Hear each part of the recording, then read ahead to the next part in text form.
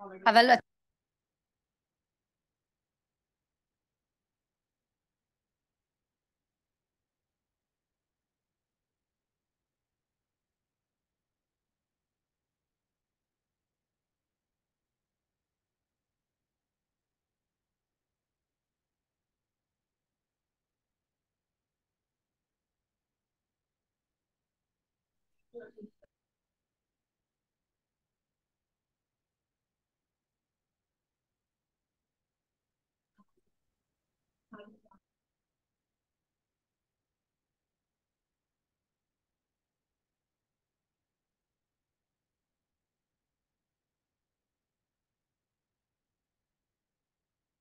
Tom, we can't hear you.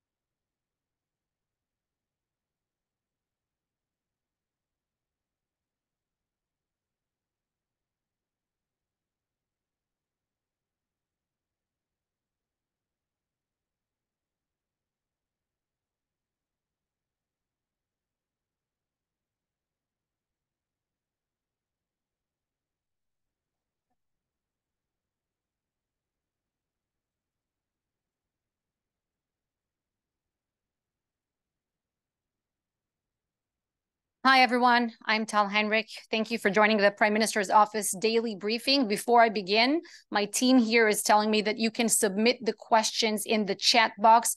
At the end of the daily briefing, I will try to address your questions. My team here will give me some questions that I will take. It is Friday afternoon here, just hours before Shabbat, a time when families around Israel should be coming together for the festive Shabbat meal. But around the country, too many Shabbat dinner tables will be empty, with over 1,300 of our citizens murdered, butchered, over 3,000 injured, and hostages are still in the Gaza Strip. There's a massive mobilization of reserves to defend ourselves from the unspeakable ISIS barbarism of Hamas. Instead of a day of rest, which Shabbat is supposed to be, Israel is fully mobilized to continue exercising its natural right to self-defense against this unprecedented terror.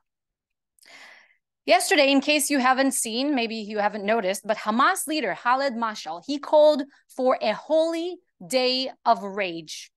He called for worldwide jihad everywhere. He called upon all Palestinians to take jihad to the streets.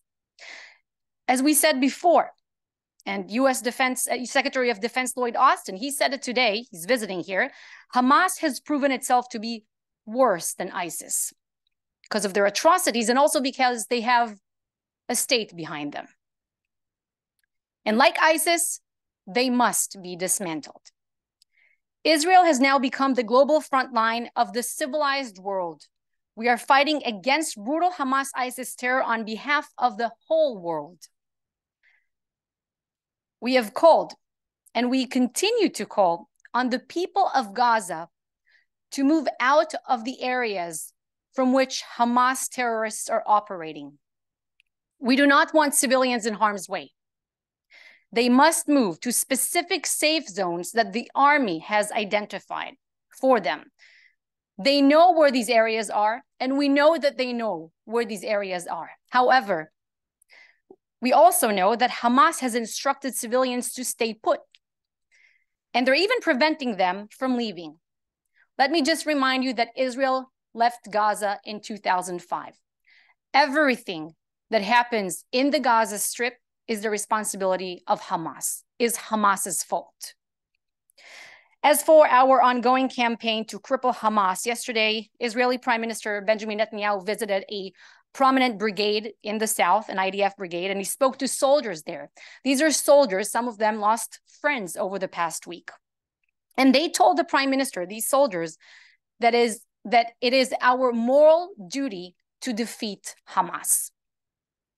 The prime minister described that these soldiers had fire in their eyes. He spoke of one soldier specifically who lives in Australia. He was on his way home to Australia when the October 7th massacre broke out, and he was in a layover in Singapore. Once he heard of the atrocities, he rushed to come home. Now, this specific soldier, this is not an isolated case. There are thousands of Israelis who are either volunteering for reserve or rushing because they got called up for duty. These flights are coming in from everywhere. I wish to end this briefing with a clear message that this war was unprovoked. We didn't ask for it. We didn't start it. It was forced upon us by these bloodthirsty terrorists, but we will win this. And when we do, our victory will be a victory of the civilized world. Everyone who stands against terror. Let's move to your questions. My team here will tell me which you have submitted.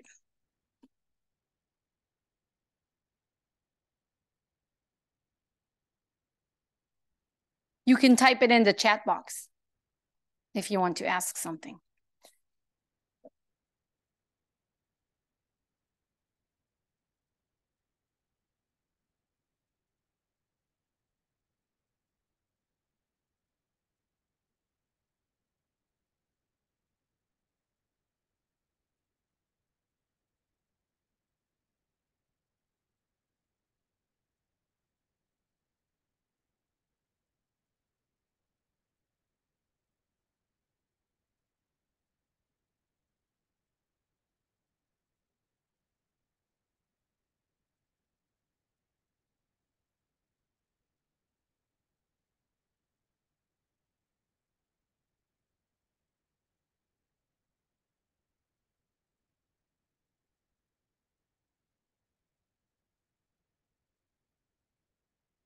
We see a question from Amit Meir. My name is Tal Heinrich, T-A-L Heinrich, H-E-I-N-R-I-C-H.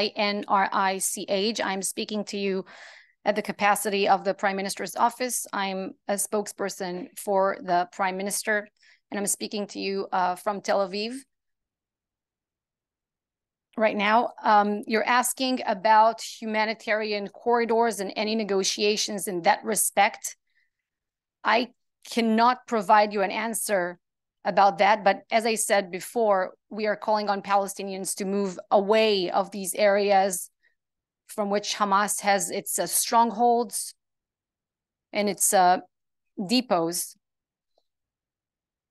This is all what I can say in that respect at this point. Okay, we have a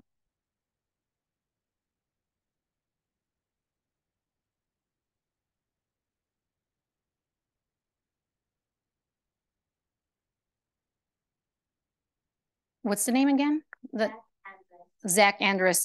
Zach Andrus had asked about if Israeli territory is secured of Hamas operatives. Well, I want to repeat the goals of our operation as we define them. This is our first goal, to make sure that the Israeli territory is 100% secured, that the borders of Israel with Gaza and other borders are also secured. We were able to achieve that.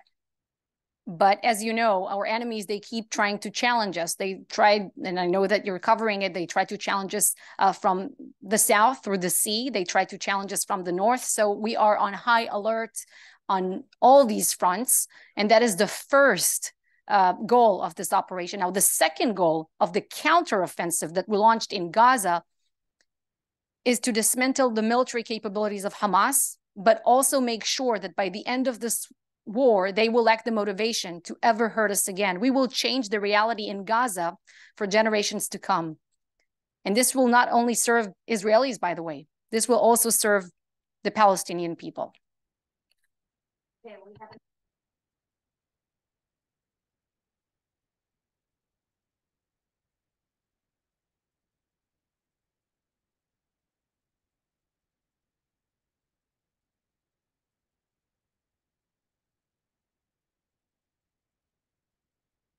Yardana Schwartz from The Economist is asking us about Israel's effort to release the hostages. What we can say is that we call on Hamas to unconditionally release the hostages. And Prime Minister Netanyahu warned very clearly, do not touch them, do not hurt them. We will find you, we will administer justice. This call should also be a call of the international community. There should be an unequivocal demand on behalf of everyone in the civilized world to release these hostages. As you know, not only Israeli citizens were abducted.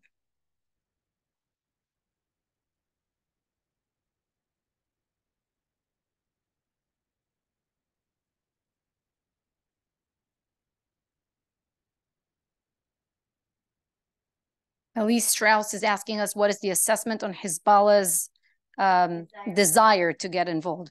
Well, the desire is obviously there. Will they do it? We hope no. We warned them. President Biden said it very clear in one word: don't. Okay. But if they do, and we hope they won't, as I said, we are ready for everyone. What we're doing right now, as we define our goals of this military operation in Gaza, is going to send a message to all of Israel's adversaries. We're not going to show weakness that invites further violence or anything of this kind. This is why we're fighting this just war that we didn't want and was forced upon us.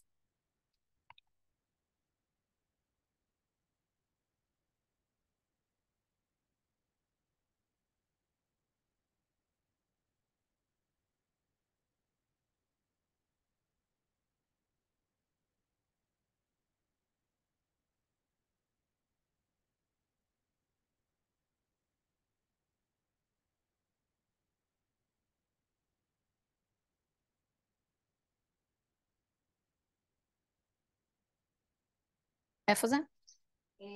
עמית מאיר, AFP. Okay, Amit Meir from AFP. I see your question. You're asking about Israel's policy in Gaza right now, in what pertains to the civilian population there.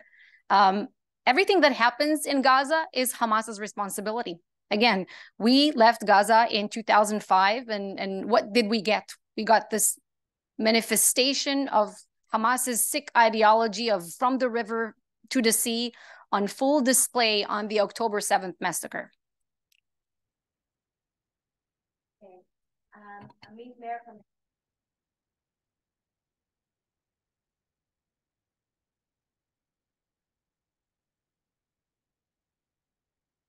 Thank you, everyone. We will continue with our briefings and let you know when we hold them. Thank you. Shabbat Shalom.